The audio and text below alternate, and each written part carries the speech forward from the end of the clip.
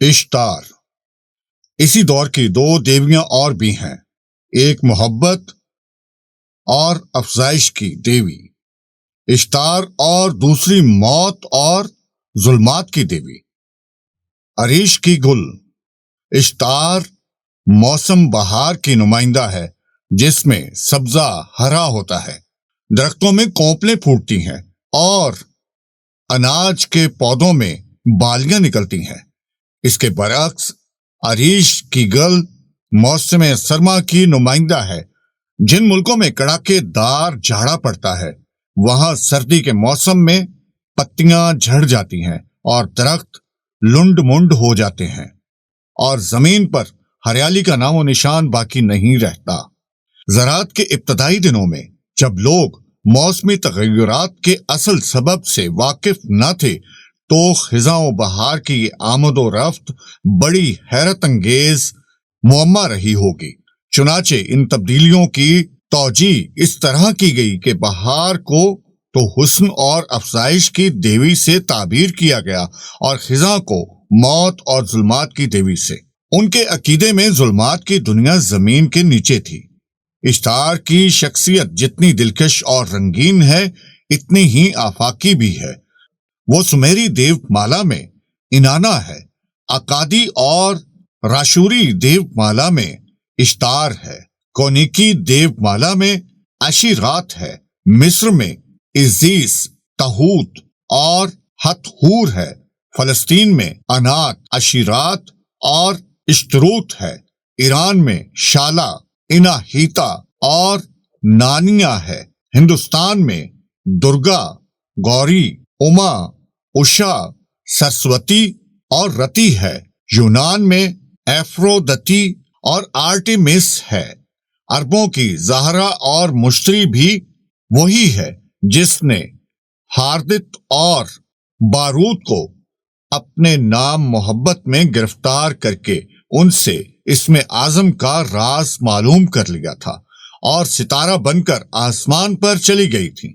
सल्तनत बाबुल की एक शायर 16वीं सदी कबल मसीह में इश्तार की सनाओ सिफ्त बयान करते हुए कहता है, लोग इन नामों से वाकिफ थे लेकिन इसका एक नाम ऐसा था जो सिवाय रा के किसी देवता या इंसान को मालूम न था।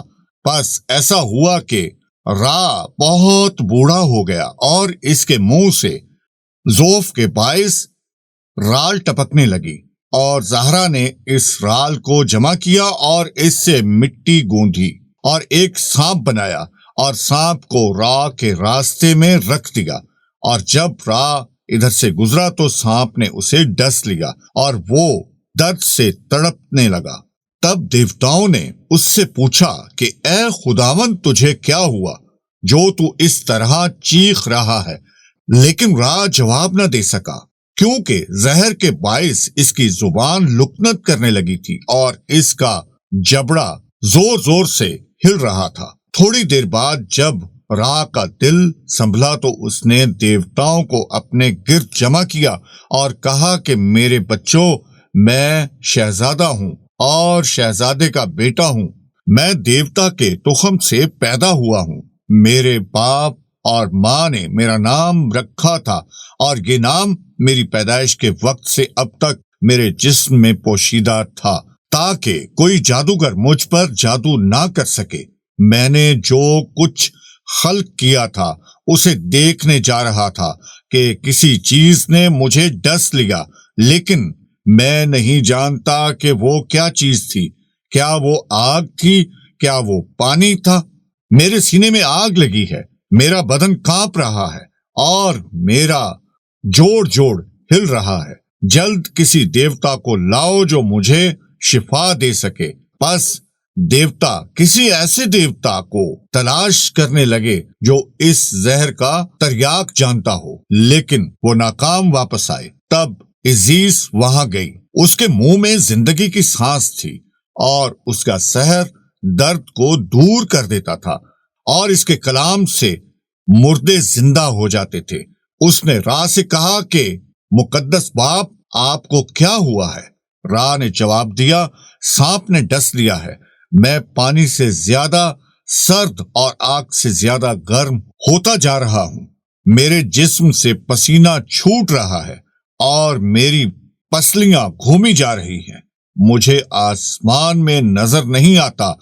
تب عزیز نے کہا کہ مقدس باپ مجھے اپنا نام بتا، کیونکہ جس شخص کو اس کے نام سے پکارا جائے وہ زندہ ہو جاتا ہے۔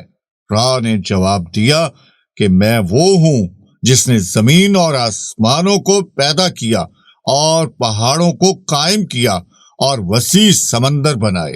میں وہ ہوں جو آنکھیں کھولتا ہوں تو روشنی ہو جاتی ہے، اور آنکھیں بند کر لیتا ہوں تو اندھیرا چھا جاتا ہے۔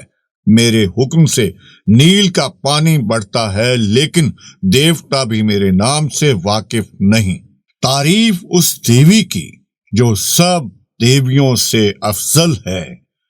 لائق احترام ہے وہ ذات جو سب لوگوں کی ملکہ ہے، جو خداوند افلاک میں سب سے عظیم ہے۔ ستائش کے قابل ہے اشتار، محبت اور شادمانی اس کا لباس ہے۔ وہ دلکشی، قوت اور شہوت سے بھرپور ہے۔ اس کے ہونٹ میٹھے ہیں، اس کے منہ میں زندگی ہے۔ اسے دیکھ کر سب کی باچھیں کھل جاتی ہیں۔ اس کا جسم دلاویز ہے اور اس کی آنکھیں روشن ہیں۔ دیویاں اس سے مشورہ کرتی ہیں اور ہر چیز کی قسمت اس کے ہاتھ میں ہے۔ اس کی ایک نگاہ سے خوشی پیدا ہوتی ہے۔ وہ سب کی محافظ اور سرپرست ہے۔ شفقت اور مہربانی اس کا مسکن ہے اور وہ سب کی رکھوالی ہے۔ خواہ وہ کنیز ہو، آزاد دوشیزہ ہو یا کسی کی ماں ہو، سب اسی کو پکارتے ہیں جو عورتوں میں یکتا ہے۔ اس کی عظمت کا کون ثانی ہے؟ اس کے فیصلے عمدہ، اعلیٰ اور پائیدار ہوتے ہیں۔ اشتار، کون تیری ہمسری کر سکتا ہے؟ دیوتاؤں میں سب سے زیادہ مانگ اس کی ہے۔ اس کا رتبہ اعلیٰ ہے، سب اس کے حکم کی عزت کرتے ہیں۔ اس کا حکم سب پر بالا ہے، عورت اور مرد سب اس کا احترام کرتے ہیں۔ سب اس کے احکام کی تعمیل کرتے ہیں، سب اس کے سامنے جھک جاتے ہیں، سب اس سے روشنی پاتے ہیں۔ وہ سب کی ملکہ ہے۔ یوں تو عراقی دیومالا میں اشتار کا تذکرہ بار بار آتا ہے، لیکن اشتار کے متعلق دو داستانیں ایسی ہیں جن سے اشتار کے افزائش کردار پر روشنی پڑتی ہے۔ پہلی داستان میں اشتار تموز سے شادی کرتی ہے جو گڈریا ہے۔ دوسری داستان میں وہ اپنے جوان مرگ شوہر تموز کی تلاش میں ظلمات کا سفر کرتی ہے اور بڑی بڑی سختیاں جھیلنے کے بعد آخرکار کامیاب واپس آتی ہے۔ دراصل تموز کی موت اور واپسی موسموں کی تبدیلی کی علامت ہے۔ سردی میں جب گھاس پات پھل پھول سب سوکھ جاتے ہیں اور زمین پر مردنی چھا جاتی ہے تو اہل عراق اس خزاں کی تعویل یہ کرتے ہیں کہ افزائش و نمو کی دیوی اشتار اپنے شوہر کی تلاش میں پاتال چلی گئی ہے، اور جب بہار کا موسم آتا ہے تو اس کی توجیہ یہ کی جاتی ہے کہ اشتار اپنے شوہر کے ہمراہ سفر سے خوش و خرم واپس آ گئی ہے۔ چنانچہ مشرق قریب کے ہر ملک میں بہار کی آمد پر نوروز کا تہوار بڑی دھوم دھام سے منایا جاتا تھا۔ اس موقع پر اشتار اور تموز کی شادی، تموز کی موت اور پھر تموز کے احیاء کے قصوں کو ڈرامائی انداز میں ہر سال پیش کیا جاتا تھا۔ وادی دجلہ و فرات کا داستان گو اشتار کی شادی کا قصہ مت کی زبان میں یوں بیان کرتا ہے کہ ایک بار تو سورج نے اپنی بہن اشتار سے کہا کہ تو تموز گڈریے سے شادی کیوں نہیں کر لیتی؟ اشتار نے اتو کی تجویز بڑی حقارت سے رد کر دی اور کہا کہ میں تو ان کمودود حقان سے شادی کروں گی۔ تموز کو خبر ہوئی تو وہ اشتار کے پاس گیا اور آخرکار بڑی منت سماجت کے بعد اسے رام کرنے میں کامیاب ہو گیا۔ واپسی پر اس کی مدبھیڑ انکدو سے ہو گئی۔ تموز نے انکدو کو اشتار کے فیصلے سے آگاہ کیا تو وہ بہت خفا ہوا، لیکن تموز نے سمجھا بجھا کر اسے بھی راضی کر لیا۔ چنانچہ انکمدو اس بات پر تیار ہو گیا کہ تموز ان کی کمدو کی چراگاہ میں جہاں چاہے اپنے مویشی چرائے۔ یہ داستان نیفر کی کھدائی میں 3 تختیوں پر کندہ ملی ہے اور 2500 برس قبل از مسیح کی تحریر ہے۔ اس داستان میں اور حابیل کابیل کے قصے میں بڑی مماثلت پائی جاتی ہے۔ انجیل کی کتاب پیدائش کے مطابق کابیل قائن و حقان تھا اور حابیل گڈریا تھا۔ ایک بار ایسا ہوا کہ حابیل اپنے بھیڑ بکریوں کا ہدیہ خداوند کے روبرو لے کر گیا تو خداوند نے اس کا ہدیہ قبول کر لیا، مگر جب کابیل اپنے کھیت کی فصل کا ہدیہ خداوند کے واسطے لایا تو خداوند نے اس کا ہدیہ رد کر دیا۔ اس لیے کابیل نہایت غضبناک ہوا اور اس کا منہ بگڑا، اور جب وہ دونوں کھیت میں تھے تو کابیل نے حابیل پر حملہ کیا اور اسے قتل کر دیا۔ پھر وہاں سے بھاگ گیا اور عدن کے مشرق میں نود کے علاقے میں جا بسا۔ قیاس کہتا ہے کہ فلسطینی یہودیوں نے یہ داستان بابل کی اسیری کے زمانے میں سنی ہوگی اور اس کے مرکزی خیال سے حابیل کابیل کا قصہ تیار کیا ہوگا۔ عراقی کہانی میں گو خون نہیں بہتا، لیکن اس کی فضا بھی جارحانہ ہے اور اس میں بھی رد و قبول کا وہی عنصر موجود ہے جس کے باعث کابیل نے حابیل کو قتل کیا تھا۔ گڈریے اور کاشتکار کا مناظرہ۔ انانا کا بھائی اتو جو بہادر اور جنگجو ہے، پاکیزہ اور طاہر، انانا سے کہتا ہے، اے میری بہن، تو گڈریے سے شادی کیوں نہیں کر لیتی؟ اس کا مکھن عمدہ ہے، اس کا ہاتھ جس چیز کو چھو دیتا ہے وہ چمک اٹھتی ہے۔ انانا گڈریے تموز سے بیاہ کر لے، تو رضامند کیوں نہیں ہوتی؟ وہ تیرے ساتھ بیٹھ کر مکھن کھائے گا۔ نہیں، میں گڈریے سے شادی نہیں کروں گی، وہ مجھے اپنا نیا لباس نہیں پہنائے گا۔ میں تو کاشتکار سے شادی کروں گی۔ کاشتکار جو پودوں کی افزائش کرتا ہے، کاشتکار جو اناج کی افزائش کرتا ہے۔ تموز انانا کے پاس جاتا ہے اور کہتا ہے کہ کاشتکار کے پاس مجھ سے زیادہ کیا چیز ہے؟ ان کمیدو، تو خندق بندہ ورحل کا آدمی ہے، اس کے پاس مجھ سے زیادہ کیا چیز ہے؟ اگر وہ مجھے اپنا کالا کپڑا دے سکتا ہے تو میں اسے اپنی کالی بھیڑ دے سکتا ہوں۔ اگر وہ مجھے اپنا سفید کپڑا دے سکتا ہے تو میں اسے اپنی سفید بھیڑ دے سکتا ہوں۔ اگر وہ میرے لیے کھجور کی نہایت عمدہ شراب انڈیل سکتا ہے تو میں اس کے لیے قسم کا دودھ انڈیل سکتا ہوں۔ اگر وہ مجھے عمدہ روٹی کھلا سکتا ہے تو میں اس کو شہد آمیز پنیر کھلا سکتا ہوں۔ اس کے پاس مجھ سے زیادہ کیا چیز ہے؟ تموز کی یہ دلیلیں سن کر انانا لاجواب ہو جاتی ہے اور اس سے شادی کا وعدہ کر لیتی ہے۔ تموز خوش واپس آتا ہے اور اپنے بھیڑ بکریوں کو دریا کے کنارے چرانے لے جاتا ہے۔ وہاں اس کی مدبھیڑ کاشتکار انکمیدو سے ہوتی ہے اور وہ انکمیدو سے جھگڑا کرنے پر تل جاتا ہے، مگر انکمیدو بڑا صلح پسند انسان ہے، وہ ایک عورت کی خاطر خون خرابہ نہیں کرنا چاہتا۔ اے گڈریے، میں تیرا دشمن نہیں ہوں، میں تجھ سے کیوں لڑوں؟ تیری بھیڑیں ساحل پر اگی ہوئی گھاس شوق سے چریں اور میری چراگاہ میں شوق سے گھومیں اور عریق کے چمکیلے کھیتوں میں دانے شوق سے کھائیں، اور تیرے حلوان میری نہرانوں میں شوق سے پانی پئیں۔ تموز کاشتکار کی باتوں سے خوش ہو جاتا ہے اور اسے اپنی شادی میں شرکت کی دعوت دیتا ہے۔ اے کاشتکار، تو میری شادی میں دوست بن کر آ۔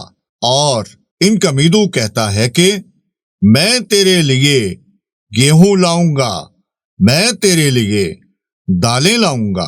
اشتار کا سفر ظلمات۔ دوبارہ، اشتار کا سفر ظلمات۔ اشتار اور عریش کی گل سگی بہنیں ہیں۔ اشتار ملکہ فلک ہے اور عریش کی گل ملکہ ظلمات۔ عریش کی گل اشتار کی جانی دشمن ہے۔ اشتار کا محبوب شوہر تموز ظلمات میں قید ہے۔ وہ اندھیرا گھر جس میں داخل ہونے والا کبھی باہر نہیں نکلتا، وہ راستہ جس سے لوٹنے کی کوئی راہ نہیں، وہ مکان جس میں روشنی کا گزر نہیں ہو سکتا، جہاں لوگ دھول پھانکتے اور کیچڑ کھاتے ہیں، جہاں کی پوشاک پرندوں کی سی ہوتی ہے، اور جہاں دروازوں اور تالوں پر گرد جمی رہتی ہے۔ اس دن اشتار کے دل میں خیال آیا کہ چل کر ظلمات کی سیر کرنی چاہیے، شاید تموز سے ملاقات ہو جائے۔ اس نے 7 سنگار کیے، ہیروں کا تاج سر پر رکھا، ماتھے پر جھومر لگایا، گلے میں موتیوں کا ہار پہنا، کان میں بندے ڈالے، چھاتیوں کو سینے بند سے کسا، انگلیوں میں سونے کی انگوٹھیاں پہنی، آنکھوں میں سرما لگایا، شاہی لباس زیب تن کیا اور لاجورتی عصا ہاتھ میں لے کر ظلمات کو روانہ ہوئی۔ البتہ چلتے وقت اپنے وزیر نن شوبر سے کہتی گئی کہ مجھے اپنی جان خطرے میں نظر آتی ہے، تم ذرا خبردار رہنا، اور اگر میں 3 دن کے اندر ظلمات سے واپس نہ آؤں تو اپنی نالا و زاری سے آسمان سر پر اٹھا لینا، میرے لیے اپنی آنکھیں نوچنا، میرے لیے اپنا منہ نوچنا، اور فریادیوں کی مانند فقط ایک کپڑا پہن کر میرے باپ انلیل کے دربار میں جانا اور کہنا کہ اپنی بیٹی کو ظلمات میں ہلاکت سے بچا، تیری اچھی دھات پاتال کی دھول سے ڈھکنے نہ پائے، تیرا اصلی لاجور و پتھر پھوڑوں کے ہاتھوں ریزہ ریزہ ہونے نہ پائے۔ اور اگر انلیل تیری فریاد سنے تو ننا چاند دیوتا کے پاس اڑ جاؤ، ہنا اس کا بڑا مندر ہے، اور اگر ننا بھی تیری فریاد نہ سنے تو ارید وجاؤ اور ان کی سے فریاد کیجیو، ان کی جو دانائی کا آقا ہے، جو زندگی کی خوراک سے واقف ہے، جو زندگی کے پانی سے واقف ہے، وہ ضرور مجھے زندہ واپس لائے گا۔ وزیر کو یہ ہدایت دے کر اشتار نے ظلمات کی راہ لی اور عریش کی گل کے کسرے ظلمات کے سامنے پہنچ کر آواز دی، پھاٹک کھولو ورنہ میں دروازے کو توڑ ڈالوں گی، ان کی چولیں اکھاڑ دوں گی اور مردوں کو زندہ کر دوں گی، یہاں تک کہ ان کی تعداد زندہ سے بھی زیادہ ہو جائے گی۔ دربان نے پوچھا، تو کون ہے جو بن بلائے یہاں آنا چاہتی ہے؟ اشتار نے جواب دیا کہ میں اشتار ہوں اور وہاں سے آئی ہوں جہاں سورج چمکتا ہے۔ دربان نے کہا کہ اگر تو اشتار ہے اور وہاں سے آئی ہے جہاں سورج چمکتا ہے تو یہاں کیوں آئی ہے جہاں سے کوئی لوٹ کر نہیں جاتا؟ اشتار نے کہا کہ میری بڑی بہن عریش کی گل کا شوہر گوگل انا مارا گیا ہے اور میں اس کے جنازے میں شریک ہونے آئی ہوں۔ دربان نے کہا، اچھا تو انتظار کر، میں ذرا ملکہ سے پوچھ آؤں۔ بس دربان ملکہ کے پاس گیا اور سارا ماجرا اس سے بیان کیا۔ عریش کی گل کا چہرہ زرد ہو گیا اور ہونٹ کالے ہو گئے۔ اس نے دل میں سوچا کہ اشتار یہاں کیا کرنے آئی ہے؟ کیا مجھے اب روٹی کی جگہ چکنی مٹی اور شراب کی جگہ گدلا پانی پینا پڑے گا؟ کیا مجھے اب ان لوگوں کا ماتم کرنا ہوگا جو اپنی بیویوں کو پیچھے چھوڑ کر یہاں آئے ہیں؟ کیا مجھے اب ان نازک اندام بچوں کے لیے آنسو بہانا ہوں گے جن کو وقت سے پہلے یہاں بھیجا گیا تھا۔ اس نے دربان کو حکم دیا کہ جا کر دروازہ کھول دے۔ دربان واپس آیا اور اشتار سے کہا، چل، تجھے ملکہ بلاتی ہے۔ جب اشتار پہلے پھاٹک میں داخل ہوئی اور دربان نے تاج اس کے سر سے اتار لیا، اشتار خفا ہونے لگی۔ تو دربان نے کہا کہ خفا مت ہو، یہاں کا دستور ہی یہ ہے کہ جب اشتار دوسرے پھاٹک میں داخل ہوئی تو دربان نے لاجوردی عصا اس کے ہاتھ سے لے لیا۔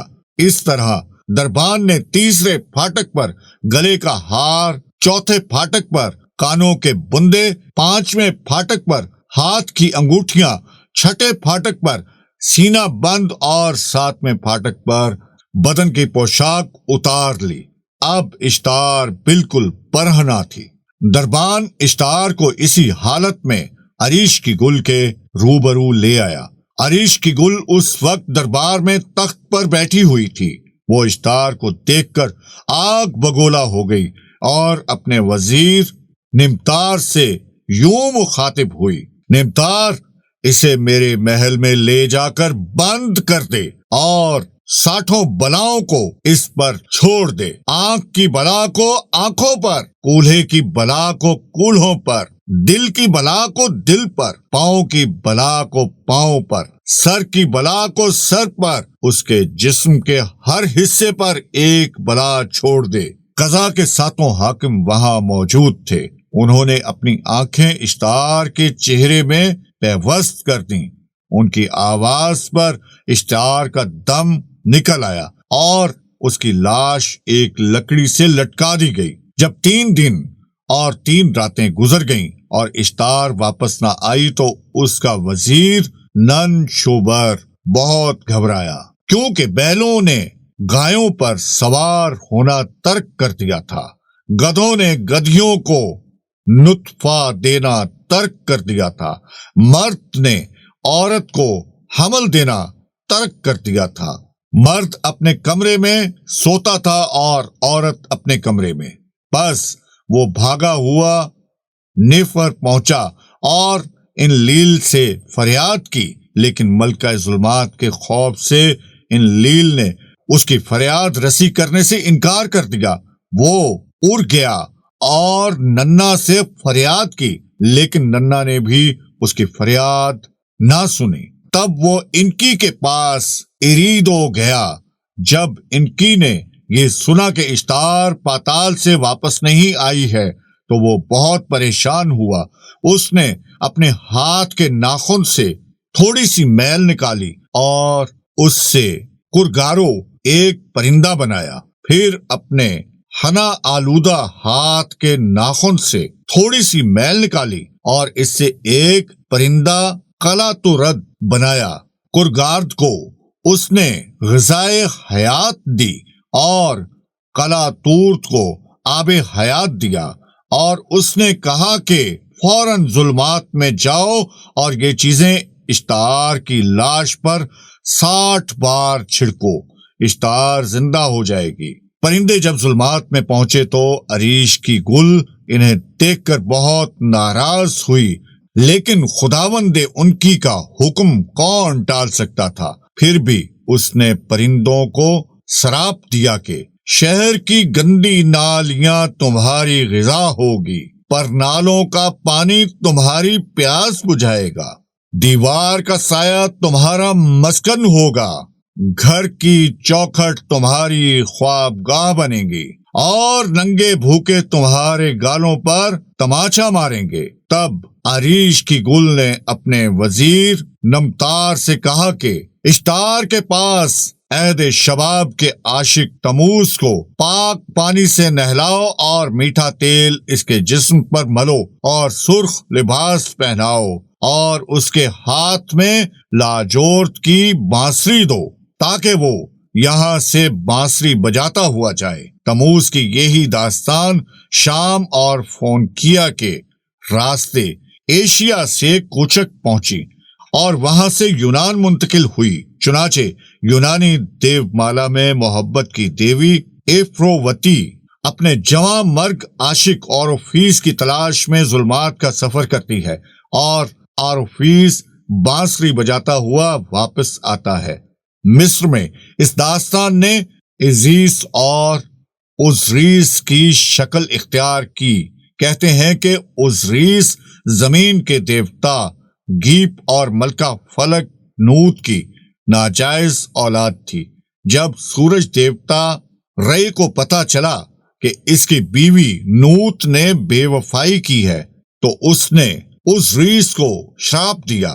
ملکہ فلک نے اوزریس کی ولادت کے دوسرے دن ہوریس کو جنم دیا، تیسرے دن ساتت کو، چوتھے دن اوزریس کو اور پانچویں دن نفتیس کو۔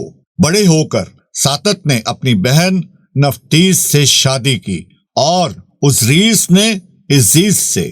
جس وقت اوزریس کو مصر کی بادشاہت تفویض ہوئی اس وقت مصر کے باشندے بالکل جنگلی، وحشی اور آدم خور تھے، لیکن اوزریس نے جو اور گیہوں سے جنگلی پودے تلاش کیے اور اہل مصر کو کاشتکاری کا فن سکھایا۔ تب ان لوگوں نے آدم خوری ترک کر دی اور اناج پیدا کرنے لگے۔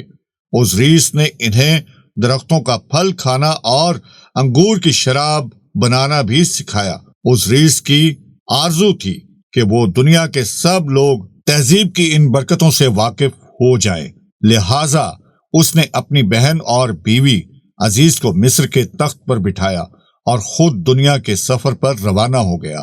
جب وہ اس طویل سفر سے بنی نوع انسان کی نظروں اور دعاؤں سے لدا ہوا وطن واپس آیا تو اہل مصر نے اس کا شاندار خیر مقدم کیا اور اسے دیوتا کا لقب دیا، لیکن اس کے بھائی ساتت نے اس کے خلاف سازش کی۔ اس نے کسی طرح اوزریس کے بدن کی ناپ حاصل کی اور اس کے مطابق ایک نہایت حسین تابوت بنوایا۔ ایک روز جب کہ شراب کا دور چل رہا تھا اور سب لوگ مدہوش ہو رہے تھے تو ساتت نے ہنس ہنس کر کہا کہ یہ تابوت میں اس کو دوں گا جس کو یہ پورا ہوگا۔ سب لوگ باری باری اس تابوت میں اترتے گئے مگر کسی کو تابوت پورا نہ اترا۔ سب سے آخر میں اوزریس تابوت میں لیٹا، سازش اسی کی منتظر تھے۔ انہوں نے دوڑ کر تابوت کا ڈھکنا بند کر دیا، اس کے پٹ پر پگھلا ہوا سیسا بھر دیا اور تابوت کو دریائے نیل میں بہا دیا۔ جب عزیز کو اس حادثے کی خبر ہوئی تو اس نے اپنی زلفیں کاٹ ڈالیں، ماتمی لباس پہنا اور اپنے شوہر کی تلاش میں نکل کھڑی ہوئی۔ ادھر عزریس کا تابوت بہتے بہتے بحر روم میں پہنچا اور بحر روم کی موجیں اسے ببلوس کی ساحل پر لے آئیں، اور جس جگہ وہ آ کر رکا وہاں دفعتاً ایک درخت اگ آیا اور اس نے تابوت کو اپنے تنے میں چھپا لیا۔ اور جب ببلوس کے بادشاہ نے اس درخت کو دیکھا تو اسے یہ درخت بہت پسند آیا اور اس نے درخت کو کٹوا کر اس کے تنے کو اپنے محل میں لگوا لیا۔ عزیز کو جب خبر ملی کہ اس کے شوہر کا تابوت ببلوس پہنچ گیا ہے تو اس نے غریب عورت کا بھیس بدلا اور ببلوس روانہ ہو گئی۔ ببلوس پہنچ کر وہ شاہی کنویں کی منڈیر پر بیٹھ گئی اور زاروں قطار رونے لگی۔ یہ کنواں اب تو سوکھا پڑا ہے، لیکن میرا گائیڈ مجھے ببلوس کے نوفیکی کھنڈروں میں گھماتا ہوا جب اس کنویں پر پہنچا تو کہنے لگا، میں 35 سال سے یہاں سیاحوں کی خدمت کر رہا ہوں۔ مجھے اپنی ملازمت کا وہ زمانہ یاد ہے جب ببلوس کی عورتیں اس کنویں پر پانی بھرنے آتی تھیں، مگر اب تو ببلوس کے ہر گھر میں نل لگ گیا ہے۔ میں دیر تک کنویں کی منڈیر پر بیٹھا ہوا یہی سوچتا رہا کہ کبھی عزیز یہاں بیٹھی زاروں قطار روئی ہوگی اور یہی کہیں بادشاہ ملکہ ندر کا محل ہوگا اور محل کی عورتیں عزیز کے پاس آئی ہوں گی اور عزیز نے ان کی زلفیں سواری ہوں گی اور اپنے مقدس جسم کی خوشبو سے ان کے بالوں کو مہکایا ہوگا، اور جب ملکہ نے اپنے خواصوں کے سورے ہوئے بال دیکھے ہوں گے اور ان کے بالوں کی خوشبو سونگھی ہوگی تو عزیز کو اپنے بیٹے کی آیا مقرر کیا ہوگا۔ عزیز نے شہزادے کو چھاتی سے دودھ نہیں پلایا بلکہ وہ اپنی انگلیاں بچے کو چسا دیتی تھی اور وہ آسودہ ہو جاتا تھا۔ ایک دن ملکہ نے بچے کو عزیز کی انگلیاں چوستے دیکھ لیا۔ تب عزیز نے ملکہ سے سارا ماجرا بیان کر دیا اور درخواست کی کہ لکڑی کا وہ کھمبا جو محل میں لگا ہے مجھے دے دیا جائے۔ اس کے اندر میرے شوہر عزریز کی لاش پوشیدہ ہے۔ بادشاہ نے کھمبا عزیز کے حوالے کر دیا۔ عزیز نے اس کے اندر سے عزریز کا تابوت نکالا اور کشتی میں بیٹھ کر مصر روانہ ہو گئی۔ مصر پہنچ کر اس نے کشتی کو بوتوں کے مقام پر دریائے نیل کے کنارے چھوڑا اور خود اپنے بیٹے حوریز کو دیکھنے چلی گئی۔ قضا راساست کا گزر ادھر سے ہوا اور چاندنی رات میں اس نے تابوت کو پہچان لیا اور عزریز کی لاش کے 14 ٹکڑے کیے اور ٹکڑوں کو دور دور پھینک دیا۔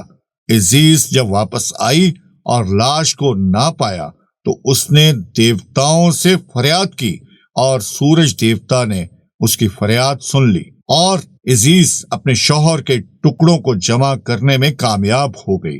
البتہ عزریز کا عضو تناسل لاپتہ ہو گیا۔ تب عزیز اور اس کی بہن نفتین عزریز کی لاش پر بریا و بین کرنے لگیں۔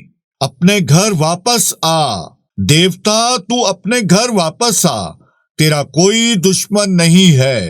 او حسین نوجوان، مجھے دیکھنے واپس آ، میں تیری بہن ہوں، تو مجھ سے جدا نہ ہو۔ میرا دل تیرے لیے بے قرار ہے اور میری آنکھیں تجھ کو ڈھونڈ رہی ہیں۔ اس کے پاس آ جو تجھ سے محبت کرتی ہے، اپنی بہن کے پاس آ، اپنی بیوی کے پاس آ۔ دیوتا اور انسان سب تیرے لیے رو رہے ہیں۔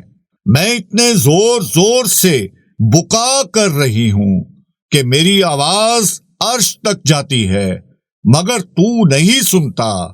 میں تیری بہن ہوں جس سے تو محبت کرتا تھا، واپس آ جا۔ یہ بین سن کر خداوند رے کو عزیز پر رحم آیا اور اس نے انوبیس دیوتا کو زمین پر بھیجا۔ انوبیس نے عزیز، نفتیس اور حورس کی مدد سے جسم کے ٹکڑوں کو جوڑا اور عزیز نے اپنے پروں سے ٹھنڈی لاش کو ہوا دی اور عزریز دوبارہ زندہ ہو گیا۔ البتہ خداوند رے نے اسے پاتال کی بادشاہت عطا کی، جہاں وہ مردوں کے اعمال کو میزان میں تولتا ہے۔ اس سے ملتی جلتی متر، ڈیمیٹر اور پرسیفونے کی یونانی داستان ہے۔ البتہ اس داستان کے دونوں کردار نسوانی ہیں اور ان میں ماں بیٹی کا رشتہ ہے۔ جوان پرسیفونے چشمے کے کنارے گلاب اور نرگس کے پھول چنتی ہوتی ہے اور موت کا دیوتا پلوٹو اس پر عاشق ہو جاتا ہے اور اسے اغوا کر کے ظلمات میں لے جاتا ہے۔ مادر ارض دی متر کو خبر ہوتی ہے تو وہ عہد کرتی ہے کہ جب تک اس کی بیٹی اسے واپس نہیں مل جاتی وہ نہ اناج اگائے گی اور نہ زمین کو ہریالی بخشے گی۔ چنانچہ زمین بنجر ہو جاتی ہے، فصلیں سوکھ جاتی ہیں اور جانور اور آدمی خشک سالی کی وجہ سے بھوکے مرنے لگتے ہیں۔ تب خداوند زیوس پلوٹو کو طلب کرتا ہے اور یہ حکم صادر کرتا ہے کہ آئندہ سے پرسیفونے سال کے 8 مہینے اپنی ماں کے ساتھ گزارے گی اور 4 مہینے اپنے شوہر پلوٹو کے ہمراہ پاتال میں بسر کرے گی۔ ملک شام کی مادر ارض سیبیل اور اس کے بیٹے ایڈونس کی داستان کی نوعیت بھی یہی تھی۔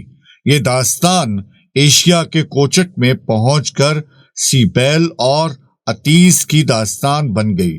ہندوستان میں گوری اور شب کی کہانی کے محرکات بھی وہی تھے جو اشتار اور عزیز کی داستانوں کے تھے۔ غرض کہ دنیا کی سبھی پرانی تہذیبوں میں زراعت کے ابتدائی عہد میں مادر کائنات موسم بہار یعنی فصلوں، درختوں اور پھول پتوں کی افزائش و نمو کی علامت تھی۔